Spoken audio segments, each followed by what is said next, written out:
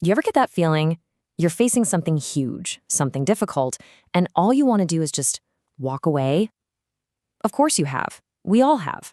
But what if I told you that walking away, that inaction, isn't even a real choice? Well, that's exactly what we're diving into today. We're going to unpack chapter 3 of the Bhagavad Gita, this incredible ancient text that asks a question we all struggle with. Why do we have to act, and how can we do it right? Okay, so here's the game plan. We'll start with Arjuna's big question. Then we'll get into why action is basically unavoidable. After that, we'll see how it all fits into the cosmic order, figure out what that inner enemy is that trips us up, and finally, we'll look at this amazing metaphor, the chariot of the self, for taking control. All right, so let's set the scene. We're on a battlefield, moments before a huge war is about to kick off. But you know what? The real war, the one that matters, isn't happening out there with swords and arrows. It's happening inside the mind of our hero, Arjuna. He is completely frozen. And this is the question he puts to his guide, Krishna. He's basically saying, look, if the whole point of life is to find enlightenment and peace, why on earth are you telling me to jump into this horrible, messy fight? Doesn't it make more sense for me to just drop my weapons and go meditate somewhere? And honestly, it's a question we all ask, right? Why get my hands dirty when I could just seek peace? So Krishna's answer here is a total game changer. He doesn't just give Arjuna a simple yes or no. He completely flips the script. He tells him that his basic premise, this idea that you can choose between acting and not acting, is just plain wrong. I mean, think about it. This is a huge idea. Krishna says we're literally compelled to act by our very nature. Just being alive is action. You're breathing, right? That's an action. Your heart's beating. Your mind is thinking. You can't turn it off. The idea of total inaction, it's not just hard. Krishna says it's impossible. It's a total illusion. And this is where he really lays it out. He says, okay, you've got two kinds of people. You have the person who sits still, pretending to be all spiritual, but inside their mind is just buzzing with desires. Krishna has a word for that person, a hypocrite. Then you have the person who acts, but does so with complete control over their senses, without getting attached to the outcome. That, he says, is the superior person.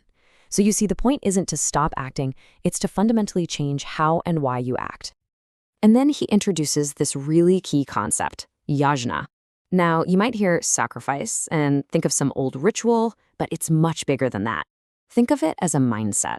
It's about doing everything you do, not for yourself, but as a way to contribute to the great cosmic cycle that keeps everything going. And he lays out this beautiful, logical chain. It's so simple, but so profound. We come from food, food comes from rain comes from this cosmic cycle, this yajna. And yajna itself comes from action. So when you choose not to act, you're not just sitting out a game. You're literally breaking a link in the chain that sustains everything. You're not just some island. You're a vital part of this massive, interconnected engine. Okay, so if we're all part of this giant cosmic engine, what does that mean for us? Well, it leads to this really important idea about our responsibility to each other and the world. Krishna says everyone, and especially those who know better, has to act to keep things in balance.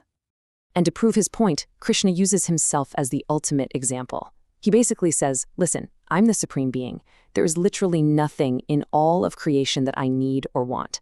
I have no skin in the game, and yet I am always acting. And Arjuna has to be thinking, why? The answer? To set an example, to maintain the order of the universe for everyone else. And this is such a powerful idea about leadership and influence. What the exemplary people do, everyone else follows. The standard you set becomes the standard for everyone around you. If the wise just check out, the whole system can fall apart.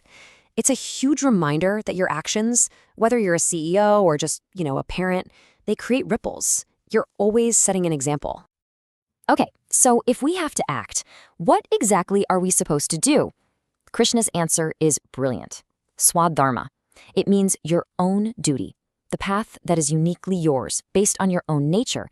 And here's the kicker. He says it's better to do your own duty imperfectly than to do someone else's duty perfectly. Just be you. Your unique role is exactly what the cosmic engine needs. All right, this is all starting to make sense, but Arjuna, ever the sharp student, asks a follow-up question, and it's a big one. He says, okay, I get it. I should do my duty.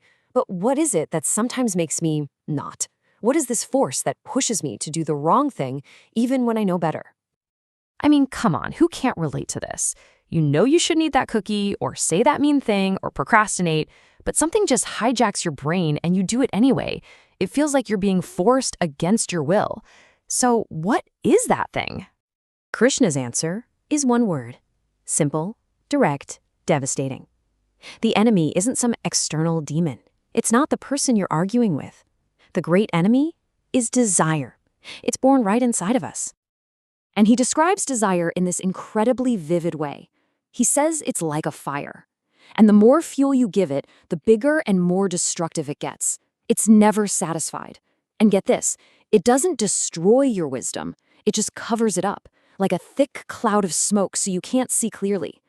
And where does this enemy hide? Right in plain sight. In your senses, your mind, and even your intellect. And these analogies he uses are just perfect. Desire covering knowledge is like smoke covering a fire, or dust covering a mirror. And why is this so important? Because it's actually a really hopeful message. The fire is still there. The mirror is still there. Your true knowledge, your wisdom is never gone. It's just covered. It just needs to be wiped clean. So the big question is, how do you fight an enemy that's living inside your own head? How do you wipe that mirror clean? Well, this is where Krishna gives us the ultimate tool, a practical roadmap for taking back control. He basically lays out the power structure inside of you. It's a hierarchy. At the bottom, you've got the physical body. Stronger than the body are the senses. Stronger than the senses is the mind. And stronger even than the mind is the intellect, your ability to reason. But at the very top of the whole pyramid, the boss of everything is the self, the pure awareness that is the real you. And this hierarchy gives us our strategy, and it's this brilliant metaphor of a chariot. Picture this. The real you, the self, is the passenger in the back. The chariot itself is your body. The horses pulling it, those are your 5 senses, and they're wild, always wanting to run off in different directions. The reins to control them, that's your mind. And who's holding the reins? The driver, which is your intellect. So the plan is simple. Use your intellect to grab the reins of your mind and steer the wild horses of your senses. When you do that, when that driver is in control, then you can conquer that enemy, desire. So, in the end, Chapter 3 is so much more than just an argument for action. It's a user's manual for the human mind, and it leaves us with this one simple, powerful question that we have to answer every single day. Look at your own life. Who's driving your chariot? Are you letting those wild horses of the senses drag you all over the place? Or is your clear-headed intellect holding the reins firmly in charge? Knowing all this, the choice is always up to you.